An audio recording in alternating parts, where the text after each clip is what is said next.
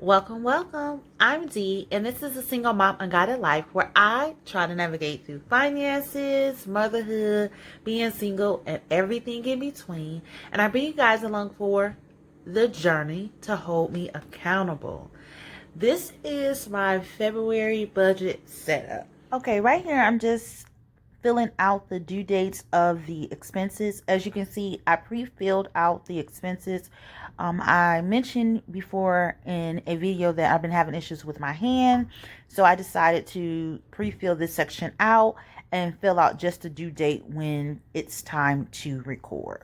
Now I'm just tallying up the amount due for each expense to find out the total amount that's expected to come out of my budget. All right, so we have $2,749.87.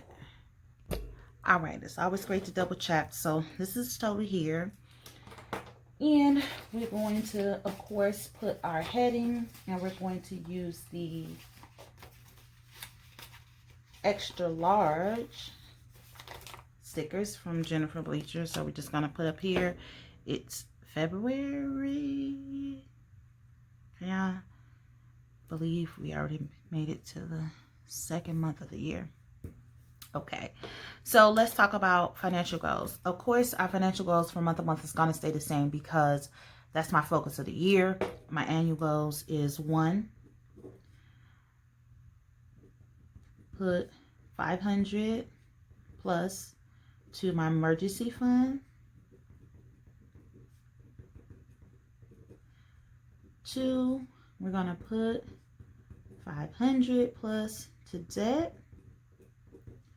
3, we're going to bring in 1,000 plus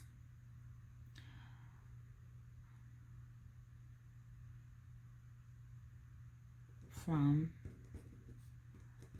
side income. And then a fourth one, breathe and regroup. What's been going on in January where I felt a little bit overwhelmed? Not overwhelmed because I didn't have enough to cover things. I felt overwhelmed because I had a lot of resources to pull from, and I just felt like I was not making the right decisions. And because of that, I became, I felt overwhelmed behind that. And so I had several times throughout the month, and still do, even with doing this budget and pre-planning, have to breathe and regroup so I can make the best decision that will help me and my family and my household. So that's where we're sitting at this current time. So let's talk about paychecks. So this is not a magic month for me. I won't be getting 2 regular paychecks from my job. And then I receive a monthly stipend of $144.41. So that's going to be $3,344.41. What I'm expecting to roll over, so when I check my checking account, what was left in it was $407.39. In October, in the January review, we'll go over why this is less than the buffer that I planned for. You can kind of gather why and what happened, but we'll figure that out. From savings. So a couple things will be coming from savings, and one thing would be the $294.15. And the reason why it's coming from savings is because I placed the amount for the expenses of January into a savings account. So I will not be accounting for that in my checking buffer. So I know this money is already allocated to a bill. So I know I'll be pulling $294.15 from savings. Another thing is for the water bill, it's $79. I estimate it to be around $75, but my monthly budget has been, my monthly bill has been for the last 6 months, $63. So what I decided to do is I'm actually going to pull from the bill carryover the difference between where the bill has been and where it's at now. And the reason I'm doing that is because, one, is I don't know if this anomaly, like, because it was the end of the year and I do a lot of end of year deep cleaning, and so I could have used a lot more water. Two is I have been having issues with my downstairs half bath and the toilet, and here and there I hear it running, but not like it was running before. And I feel like I shouldn't be hearing it running at all, because we done had maintenance out 3 or 4 times, and we had a professional plumber, should I say, out one time. So if this happens next month, then I'm going to start investigating a little bit to see what's going on. But if it's not, then like I said, that it was just an anomaly. So what I'm going to do is I'm just going to subtract the $63 from the 79 cents. So that gives me 16 cents. I'm going to pull 16 from there. And so right now, that's $310.15. Additionally, another item that I'm going to be pulling from is when we get to miscellaneous. So the airline tickets, one was for my son and one was for myself.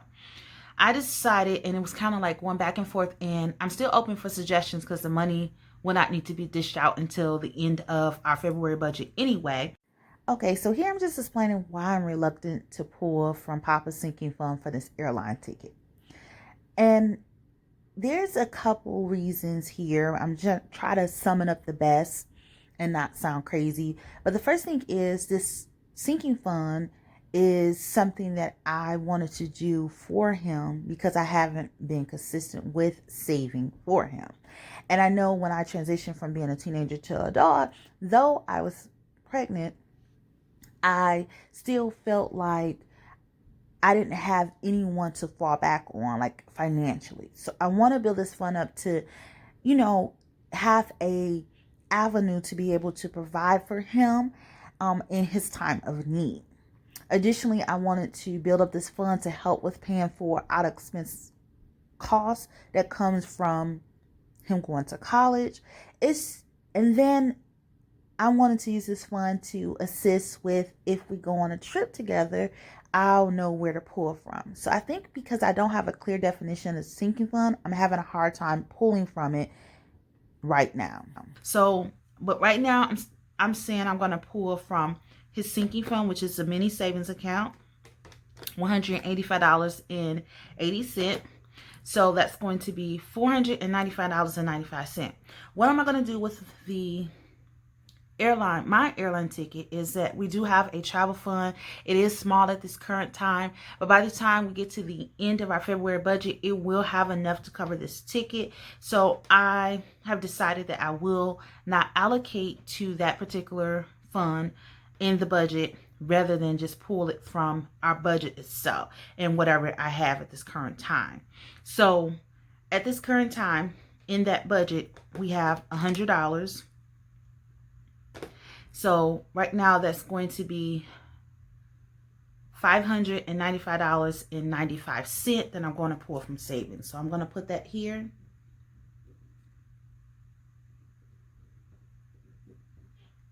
And I'm going to double check that. I always double check. So 100 is coming from here. 185 is coming from here. Papa's coming down these stairs after I didn't already told him what I was doing, but he doesn't care. He doesn't care. He doesn't care. Come on in. Bye. All right. So we double checked that. I'm not expecting any type of bonus coming in at this current time. It's not the same of us waiting for the stimulus. Even at that point, I hadn't believed when we were going to get it before I did my budget, but I know at this present time I'm not looking for anything. So let's go ahead and we're going to add up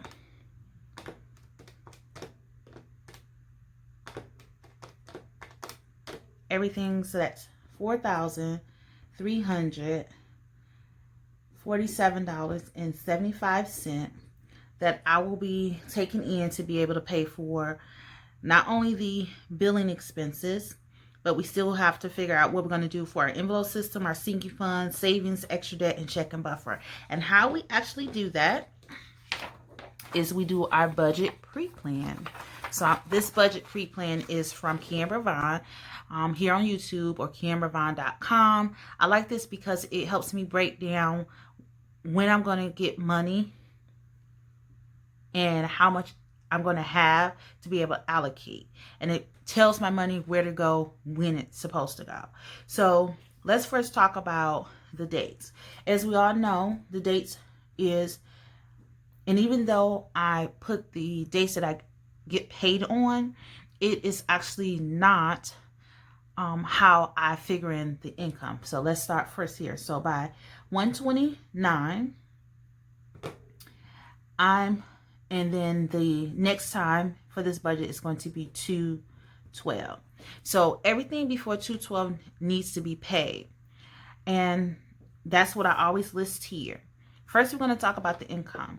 By the 29th, I'm expected to receive at least one of my paychecks, my stipend. We have the buffer to pull from. And based on the bills, $294.15 is going to be pulled from our credit card. That's the only thing before that needs to be pulled at this current time. So that gives us a total of $2,445.95. I'm expecting to be in my checking account to allocate towards funds. So what I'm going to do is list all of the bills that I need to pay before then, which is rent,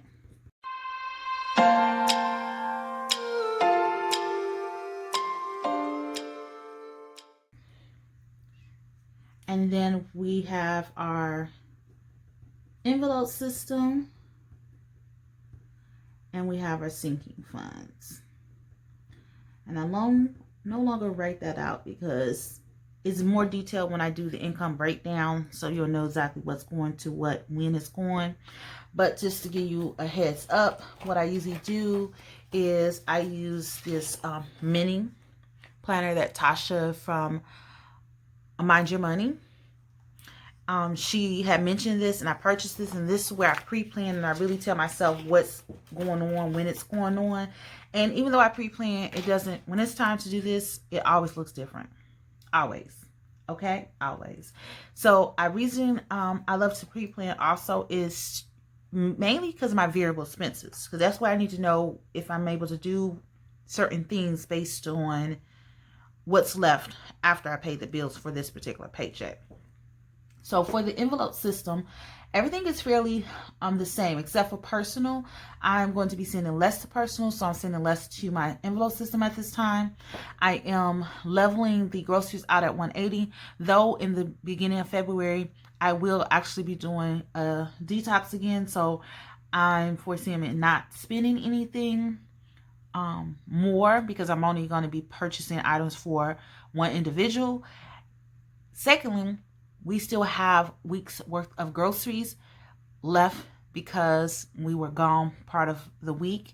So we didn't get to actually cooking the meals that we were planning. So I have some reserves. So when it's time to actually do my meal planning and my grocery list, it's going to look scam, but it's going to be fine. So this particular paycheck, I'm going to send $335 to envelope system.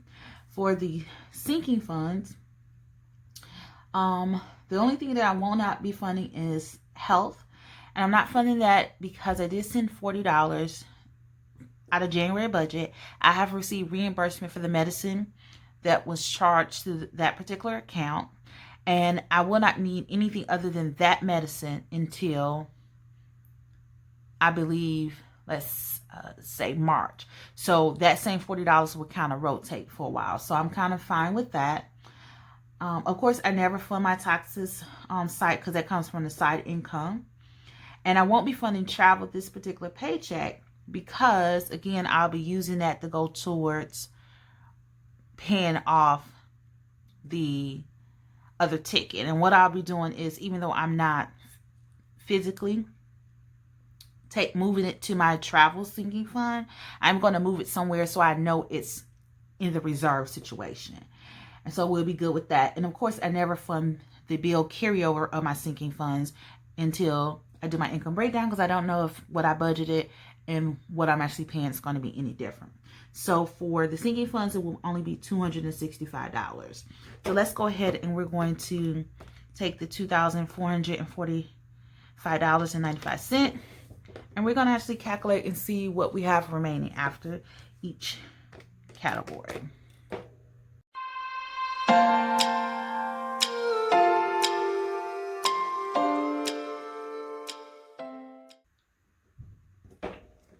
Okay, so we have left remaining out of the first paycheck $337.94. I do not divvy up this amount into any other categories such as savings, extra, or until the end of the budget. So this $337.94 actually carries over into the next paycheck. So the next paycheck, we have the $337.94, because that's going to be the buffer per our estimate, plus the $1,600. And if you're not familiar, I always budget my paycheck from my employer at $1,600. Regardless of if I know I'm going to get less or more, I still budget it at $1,600. So that's what I'm expecting. And then we additionally have the $185.80 that's coming from Papa's sinking fund. And then we have the $100 that's coming from the travel sinking fund. So that gives us a total of $2,223.74. And before I even move along, I am going to double check and make sure that my numbers are right, and it's not. We're just going to see. We're going to see what happens at the end. At the end, it tells us what's going on. So let's go back to 223.74. So we have that there. The next thing that we have to worry about in our budget is everything from the 12th on. So we have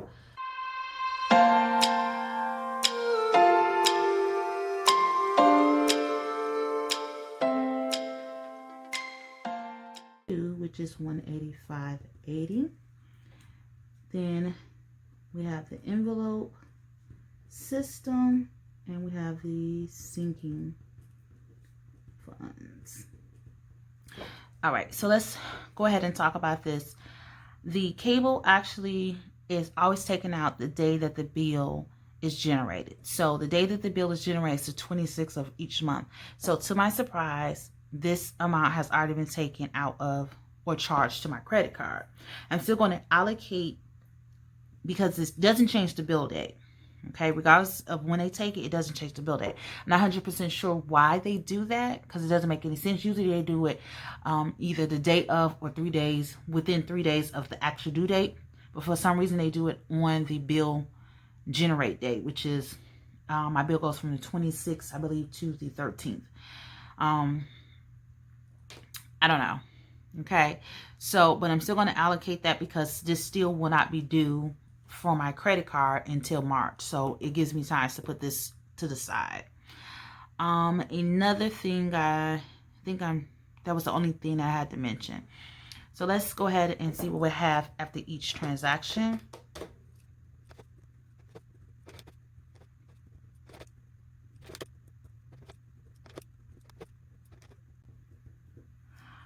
All right, so let's talk about the envelope system. There will be no changes, so $335 will go towards the envelope system. For the sinking funds, it's actually going to be a little bit more, and that's because I am going to send at least $15 to travel, because that's the difference between the amounts that I'm actually going to be sending. So this is actually going to be $280. So let's see what we have after each of those categories.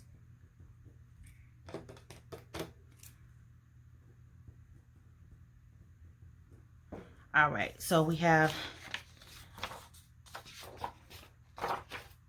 so for this one here, we have paycheck number 1, and the leftover from paycheck number 1 was $337.94.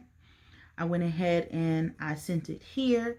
So I left paycheck number 2 with the ending balance of $382.88. So this is what's saying that we have left total. And this is my plan for that leftover. So I'm going to just leave that in the checking buffer. I am not going to send anything from my budget to savings or extra debt.